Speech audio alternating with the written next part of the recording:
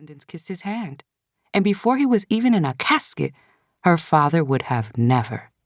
She was considering sneaking a peek at her siblings' group chat, currently heating up with a discussion about Matilde's latest substitute instructor for the salsa class she attended, when the man on screen began to openly weep. His hand shook on his baston when one of the littlest, must be a great-grandchild, stepped forward to press her little face against his knee.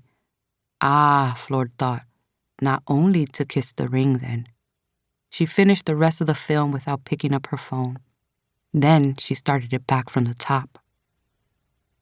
That night, while she was parting her hair and pinning it up flat against her scalp, the bobby pin bit into her head with the same sharp prick as this new wondery. No, she couldn't. Could she? Flor sat up most of the night, worrying the thought, the way a tongue will keep sliding against an inflamed canker sore, trying to soothe something unsoothable. What if she threw herself a living wake? It was ridiculous, she knew. What would be the point of gathering her siblings and nieces and nephews and distant cousins? To say what to them? There was no diagnosis to create urgency, no persistent cough to make them anxious. It would be selfish to gather her family for an end they could not perceive. She went to bed with this new adamance that the film had inspired absurd and implausible notions. She woke up the next morning musing, and the morning after that. For over a week, Flor ground her teeth in sleep. When she caught herself layering her fantasies about a living wake into a pastelón de plátano, she stopped, her hands full of sticky sweet maduros, and left the casserole half assembled on the kitchen counter. Flor had always carried the mark of death. It was known from the moment she was born and wouldn't stop crying that she had not been fully wrenched from the before. It was the cry of a colicky baby, but one that could not be soothed by valeriana con flor de tilo. Only when dreaming did the baby version of Flor cease fretting, and then the child was even more frightening. She slept with her left eye halfway open, the iris flickering as if she viewed some silent film from it, drifting so almost nothing but the whites showed. Sometimes baby Flor would wake with a start, a night-splitting scream torn from her throat. Some days she woke on a whimper. Eventually Matilde, the eldest sister, figured out that if the child was being held before she fully came to, she would settle down more easily into the realm of the wakeful living.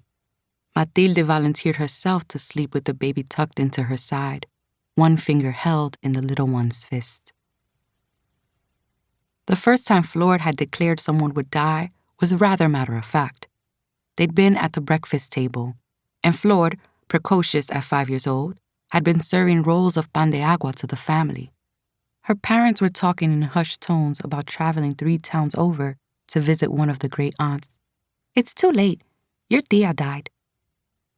Movement around the table stilled, everyone but Flor.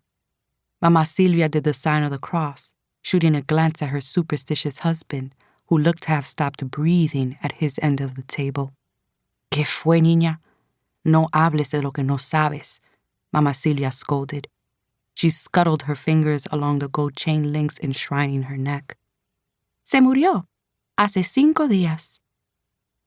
Balancing the tray of bread in one hand, she wiggled all 5 fingers of the other. She'd recently begun working on her numbers and was quite proud of how good she'd gotten. "She wants her rosary back." Flor stopped the wiggling, her good eye landing on her mother's fingers.